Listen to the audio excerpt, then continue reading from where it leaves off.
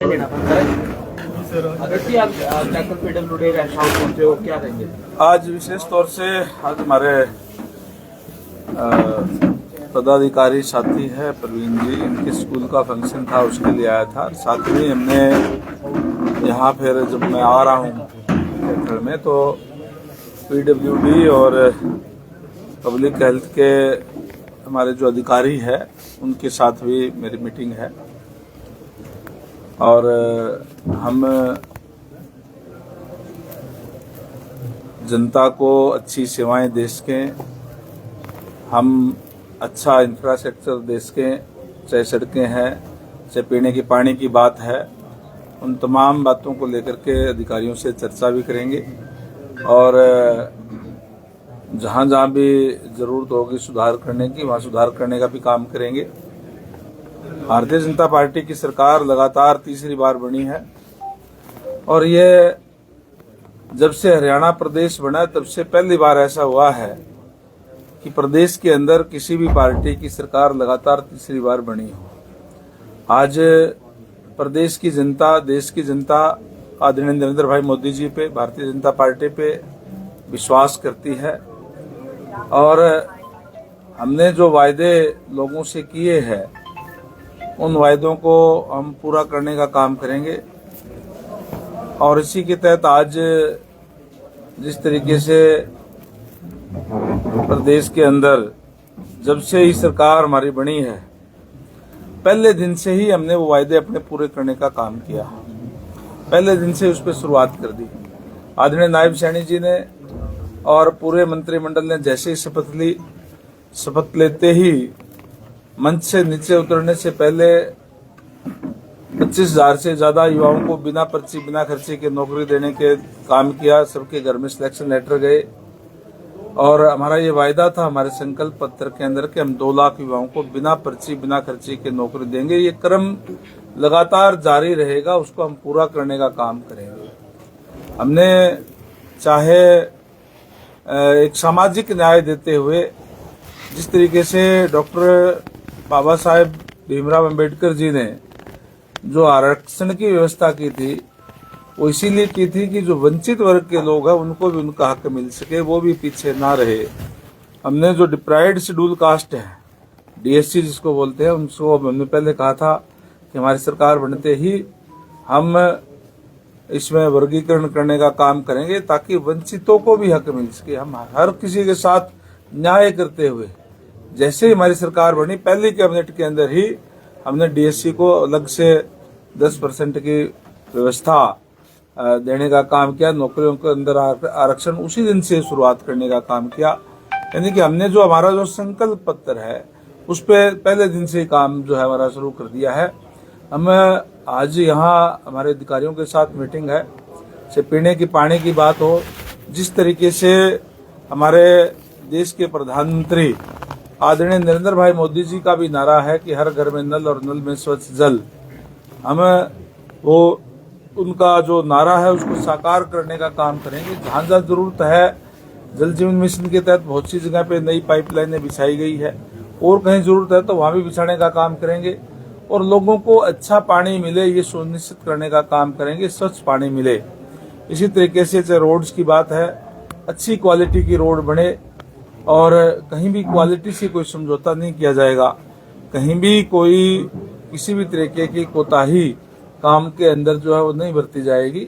हम अच्छा सिस्टम से लोगों को बढ़िया ये रोड बना करके ताकि लोगों को सुविधाएं मिले, इस बात की सुनिश्चित करने का काम जो है हम करेंगे। सड़कों पे बड़े स्तर पर टांकियां लगाई जा रही है, गुणवत्ता पर सवाल उठ रहा है, कर्मचारी अधिकारी कई बार कटघरे में आते हैं। आज आप खुद मीटिंग लेंगे, किस प्रकार के दिशा निर्देश होंगे? देखिए, मैंने जैसे ही मंत्रिमंडल में ये मंत्रालय संभाला था, पहली मीटिंग के अंदर ही मैंने अधिकारियों को कह दिया था कि हम क्वालिटी के साथ कोई समझौता नहीं करेंगे। कहीं भी अगर कहीं क्वालिटी में कोई कमी पाई जाती है तो जो भी उसके लिए जिम्मेदार होगा, चाहे अधिकारी है, चाहे कर्मचारी है, चाहे काम करने वाली एजेंसीज है, हमेशा उनको भी ब्लैक लिस्ट करने का काम करेंगे अगर कोई गलत कोई काम करता है तो। और अधिकारियों के ऊपर भी सख्त एक्शन होगा अगर कोई भी इस तरह की कोताही बरतता है तो। हमने जैसे मैंने पहले कहा कि भारतीय जनता पार्टी की सरकार लगातार तीसरी बार प्रदेश की जनता ने बनाई है, इस विश्वास के साथ बनाई है कि भारतीय जनता पार्टी जो कहती है वो करती है और हम लोगों के विश्वास को पे खरा उतरने का काम करेंगे। सर, नल और स्वच्छ जल की आपने बात की, जो कैथल शहर में पीलिया, काला पीलिया के केस लगातार बढ़ रहे हैं, आज भी इस प्रकार की रिपोर्ट सामने आई है, तो कैसे जिस प्रकार से लेट लतीफी होती है इस प्रकार की योजनाओं को आम जन तक पहुंचाने के लिए, क्या कहेंगे? देखिए, जहाँ तक आपने बीमारी की बात कही, वो उसके अनेक कारण हो सकते हैं, किसी टाइप की हो है वो तो स्वास्थ्य विभाग के लोग जो बताएंगे उसके बारे में।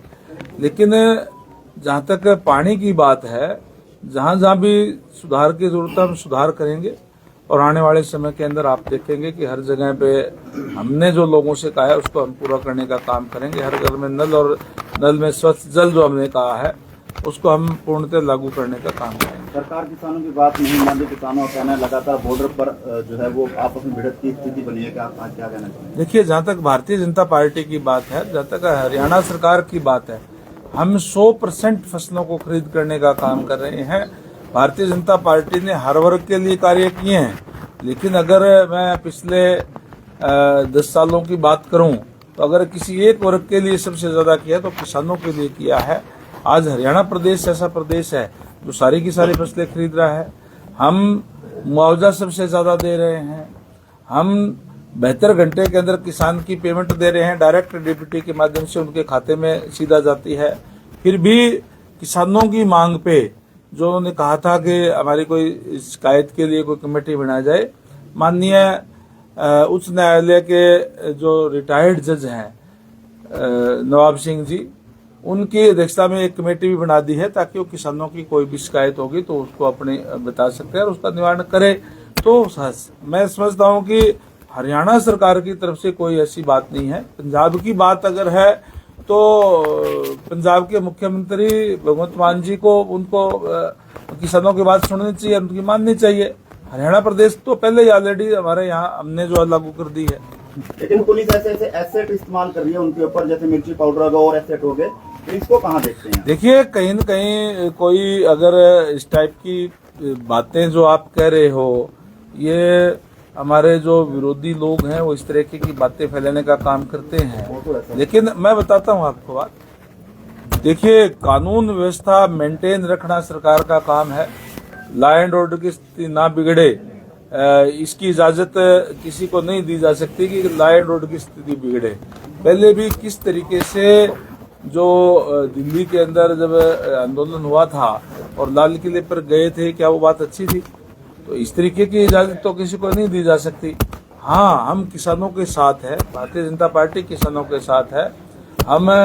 हमने सारी उनकी बात मानी भी है और आगे भी भारतीय जनता पार्टी किसान के साथ है। भारतीय जनता पार्टी इस बात के लिए प्रतिबद्ध है कि किसान की आय बढ़े और भी उनको सुविधाएं देने का काम भारतीय जनता पार्टी की सरकार करेगी।